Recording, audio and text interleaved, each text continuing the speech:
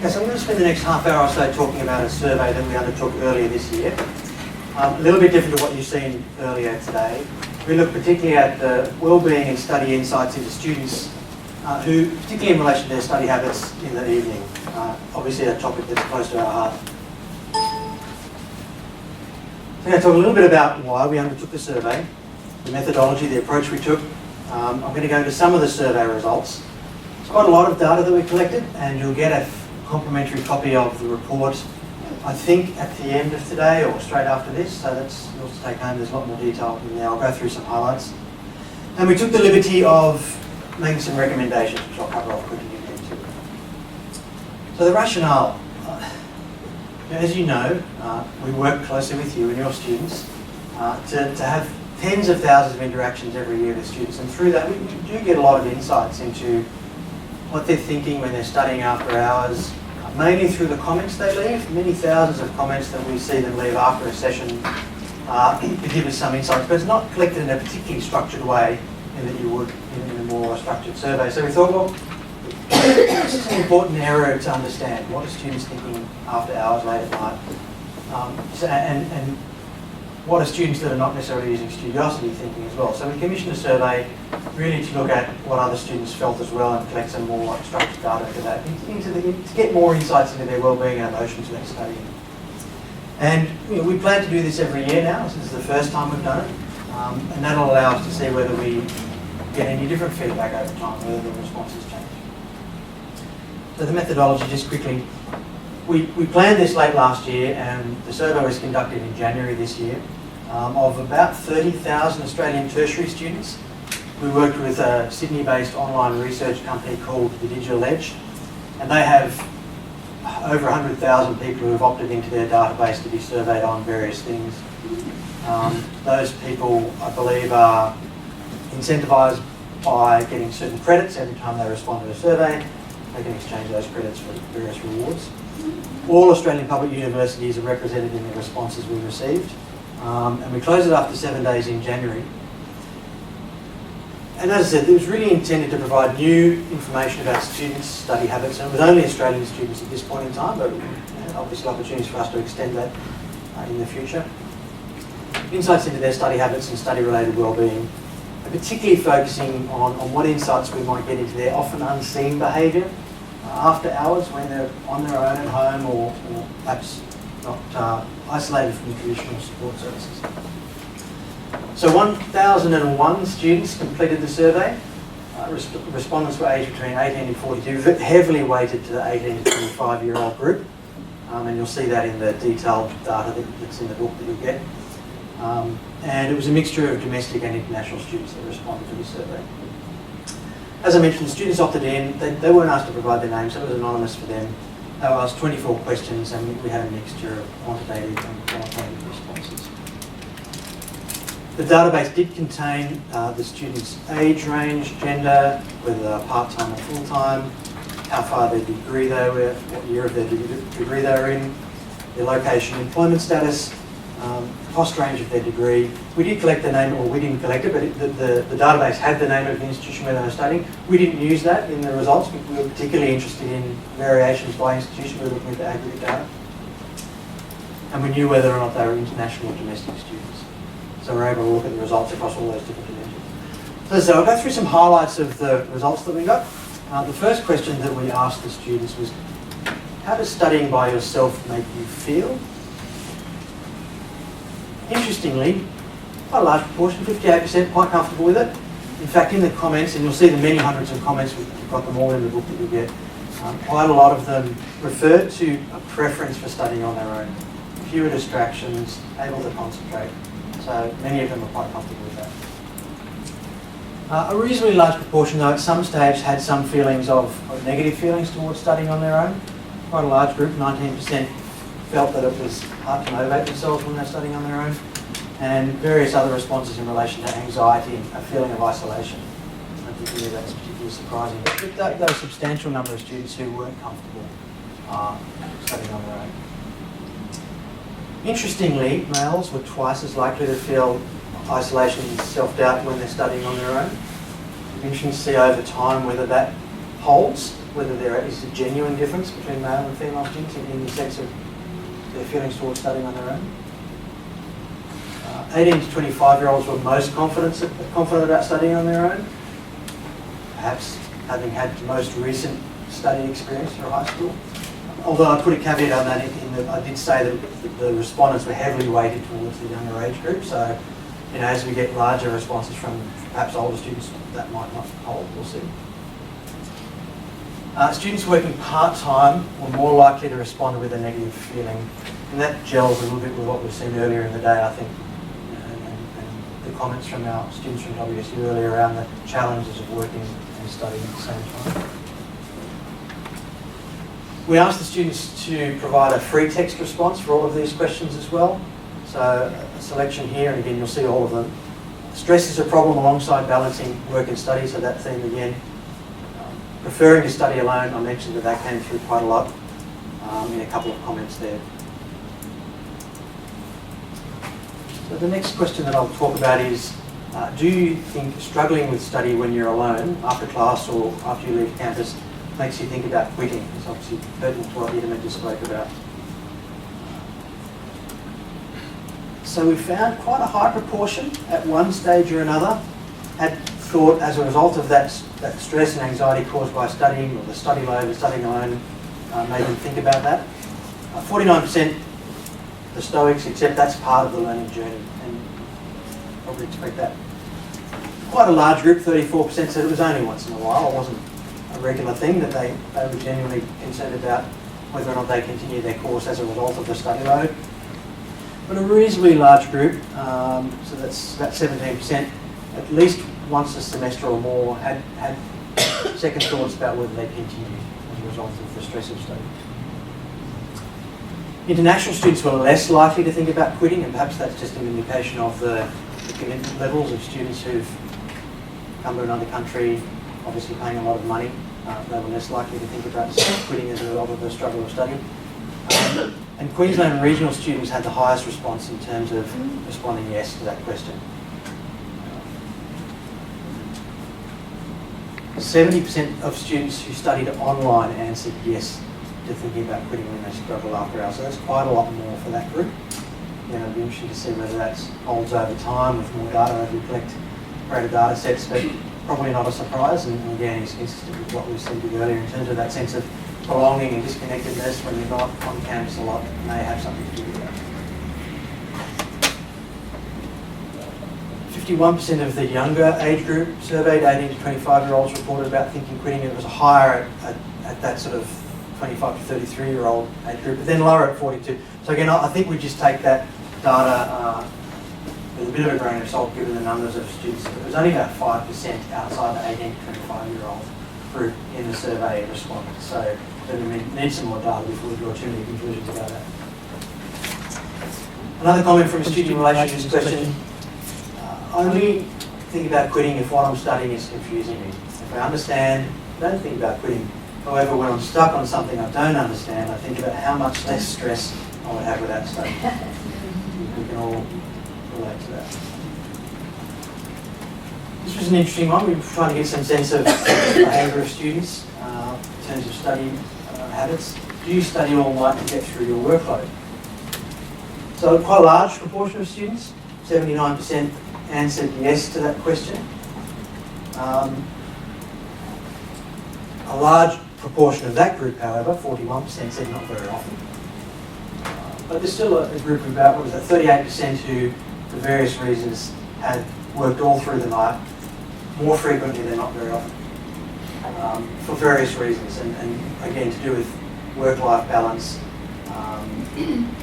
10% said not because they're not getting enough support when I'm not in class. And to that question, male students again slightly more likely to respond in the affirmative to studying all night to get through busy times. A high number of full-time students and internationally enrolled students have reported studying all through the night. And even in terms of geography, even the territory with the lowest percentage of yes response to that question is still quite high. The ACT was 73% responding that they sometimes study through the night. And here we looked at age with the earlier caveats. that older students said they were more likely to study online. Again, over time, we'll refine, I guess, this survey a little bit and try and dig into some of these aspects a little bit more deeply to see whether that work-related problem is related to the questions we're asking. This is not data from the survey. This is data that we collect in terms of the usage of our service, which I think we're all familiar with now. And as you can see, it validates that question around studying all through the night. So we have interactions with students all through the 24-hour that day. And those ones earlier in the morning will be students submitting documents to have them reviewed and get some feedback. Next question, do you think all-nighters could be reduced with 24/7 support? Obviously this is a question that we're interested in, which was available when you finished your class or leave campus. And so of the students who who responded in the affirmative to studying all night, 77% of them said that they would need to do that less frequently if they had additional support in those hours. I know numerous people who after hours worry about not having any help and stress through the night trying to tough out their study. And again, those of you who regularly see the comments that your students who use Studiosity leave will see that as a theme too, saying, oh, it was great to get some help at midnight, I can sleep better now. We see that a lot, almost that phrase, I'm going to sleep better now, which is important for people's well-being, obviously. What's the most stressful part of studying? Another question now. The amount of study was a clear winner, pretty clear with the second place being that work-study balancing act again at 27%. So we didn't obviously get a sense of whether the students felt it was too stressful. We just asked them which question was causing them most stress. But clearly the amount of study, and perhaps again related to that whole need to work and balance all the different things in a student's life. Topics are difficult, 15% of students found the actual content a reason for causing them stress while studying. And there are various other answers that you can see there. The cost of university was not a big, relative to the others, a big response. Although international students had a much higher response for that question in terms of the cost of university. Again, for obvious reasons.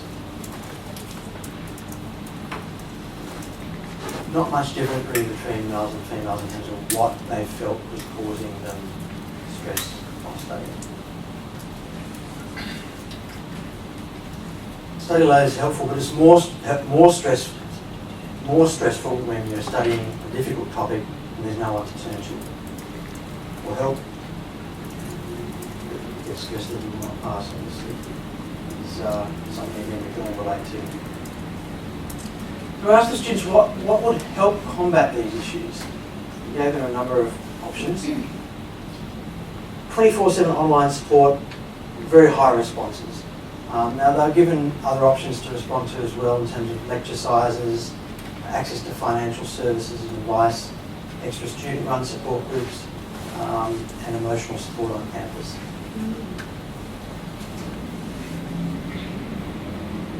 Students who lived any distance between 5 and 100 kilometres from campus and online-only students had an even higher preference for some sort of support out of those students. Younger students and first-year students gave the highest preference compared to students in other years, which is something that we see as well. So we do see demand for our service reducing as students have been at university longer, which you would expect. And I think as a rule of thumb, roughly half of the demand for our service comes from first-year students and the other half from all other students. Generally what we see most of the institutions to offer the service to all students. We had a number of comments along these lines. Perhaps a chat system when a tutor can log on when they're available to help, for instance, requires thus still giving them their own time and flexibility to help around other things. This came through when we asked this question. Students well understand that the staff at universities have to have a life too. And we saw a number of comments along the lines of, well, gee, it'd be great to have 24/7 support, but that's not really practical, is it? It'd cost too much. You wouldn't have enough people to do it. People have got a day job. So obviously students are not familiar, but there are other solutions out there for them in some places. We wanted to get a sense of where students turn to when they do look for help, particularly after hours and when they're off campus, who they went to ask for help from. Most students had asked someone for help at various times. The most popular response was they would ask a friend or another student. Again, that's sort of an expected answer. Not very many for the university's tutors or lecturers, 11%. That may be an accessibility question again. The students tend to leave class and they're off and they're going to another commitment, and the same with their teaching staff. A small group will refer to their partner or their parents first and foremost. First year students were most likely to ask for help. And again, regional students were a little bit different. They were less likely to ask friends, but more likely to ask parents, as well as tutors and lecturers. Students in the ACT were least likely to say that they have asked for any help. And students in New South Wales Metro were most likely to testify.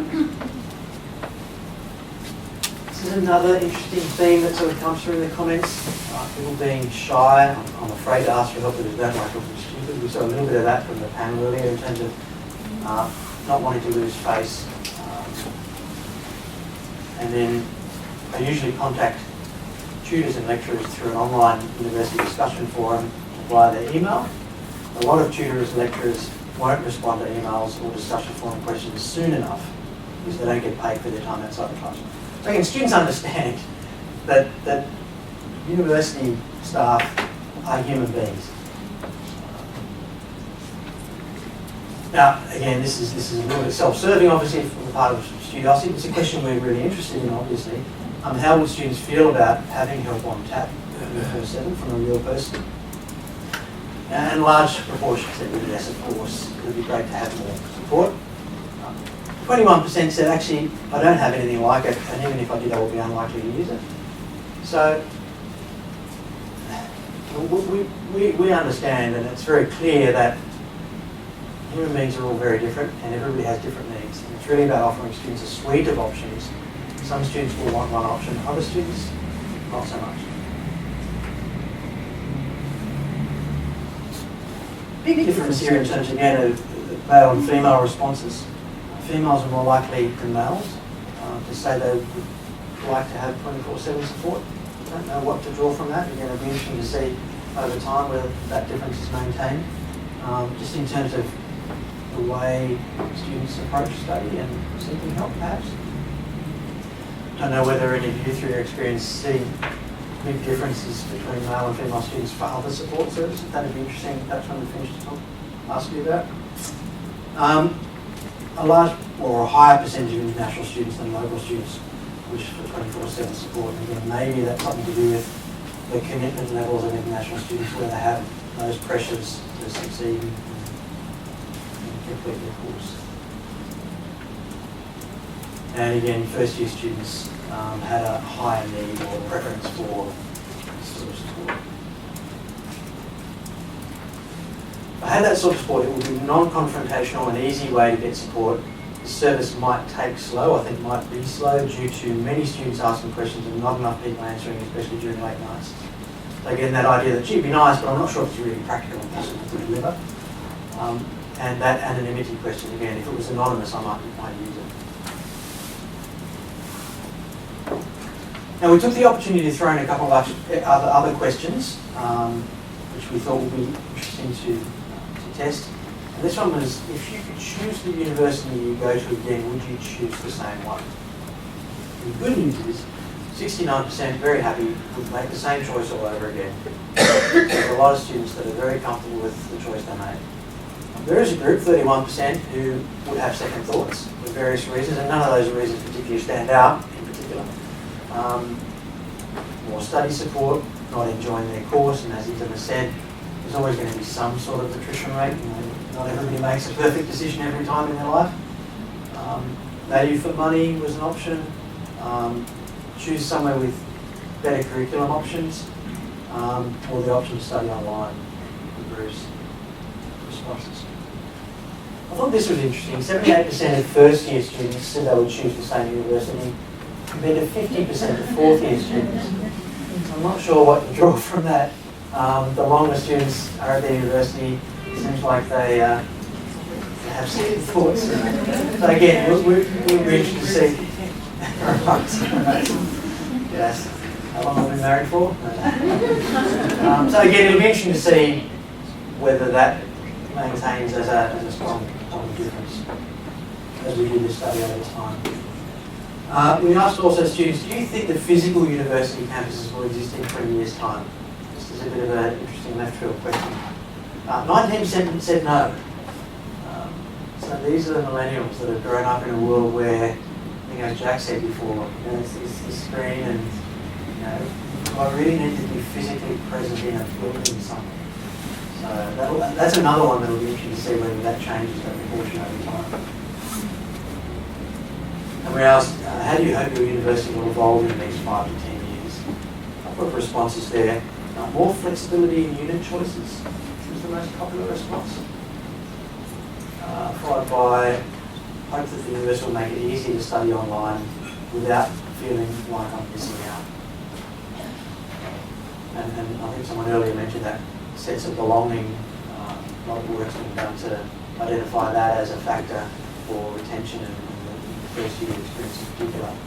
And that challenge of giving students who are studying away from the physical campus that sense of so that they're not missing out. As I said, we took the liberty of making a few recommendations. I don't think there'll be any great revelations in these. So in terms of emotions towards isolation and studying alone, really again, what can universities do to remove that sense of isolation and so that students feel they're part of the community? So we recommend that universities create environments, virtual and face-to-face. And we're not talking exclusively about study support here, just in general terms, thinking about that question of how you engage with students all the time, and that student engagement question we heard earlier as well. So that students feel like they're a member of a holistic learning community. Universities across the country, and we visit them all, are doing a wonderful job in creating some fantastic physical spaces. I'm amazed at how they've been transformed since I was at university a long time ago. And obviously they want students to be on campus to experience those great spaces. But more and more students are not on campus, obviously. So how do you continue that connection with them? So that's something very much to think about. And the question of work-life balance, in order to create sustainable work-life balance, we recommend that universities help students develop their skills to manage that workload. And again, a lot of you are doing this, we know that. But there are some universities, I've seen some in the US in particular, who it's not a capstone subject. What's the opposite? A foundation subject, I suppose.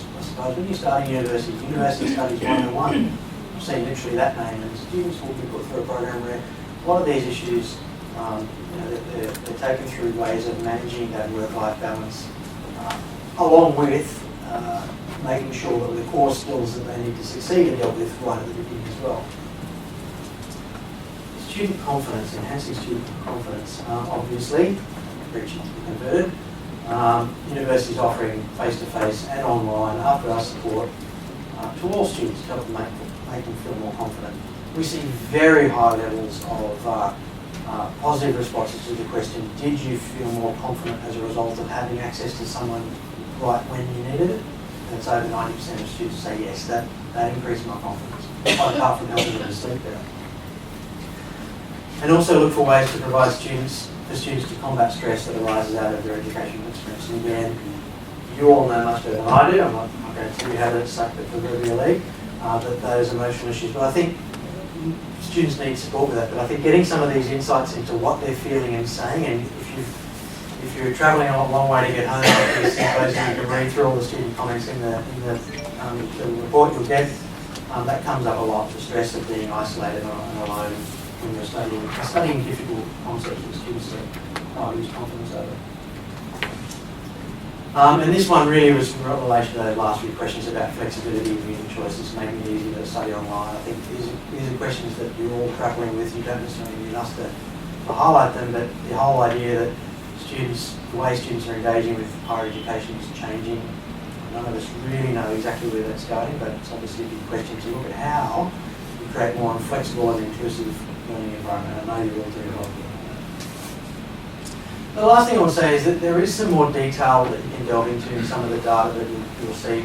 I think it'll be interesting to see how those differences between different groups manifest as we do this survey over time. And that might allow you to start to look at particular groups. The male-female question was interesting. I think there's some big differences there, whether or not they're real, and how you consider the different needs of those groups. I might ask, I don't know, we're going to give out the report now, Mona? We'll do it at the end of the day. Yeah, we can take that home for some library time. But as I end, I just want to show you this one video. This is an example of where a particular student group has been catered for by a group called Deaf Connect Ed.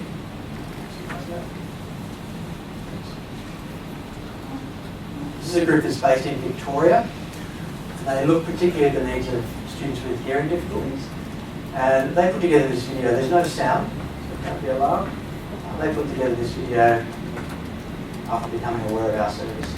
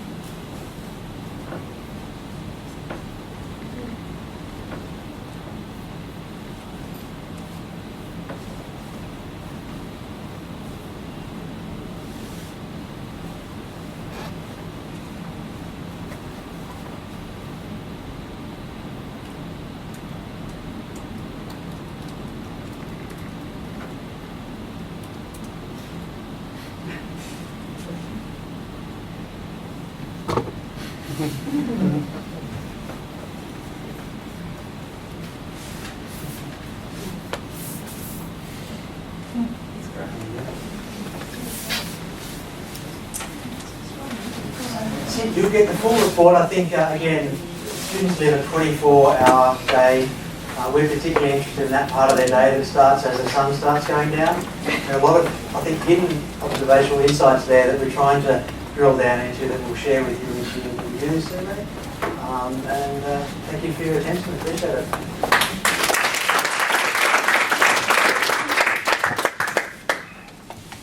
We have time for 1 or 2 questions if you have any at this point. Chris? Brilliant, I'm going for dinner. Catherine? No, you're welcome. I love that analogy when the sun goes down, but of course we are a multi-time zone place. So how is Studiosity looking into how we can accommodate the different markets? Well, in the sense that we are looking at extending our live service 24/7. I think that's something that those hours are available at the moment. So I guess your question are likely to be extended. We're now working with partner universities in the United Kingdom, Middle East. So yes, absolutely. I mean, at the moment we operate through till midnight Eastern time. There is certainly demand outside those hours. We have done some work to monitor where students are clicking on our website to get access to the live service when it's outside the operating hours. And we've got a sense of what the unmet demand there is, even just from this region, certainly from other regions. So yes.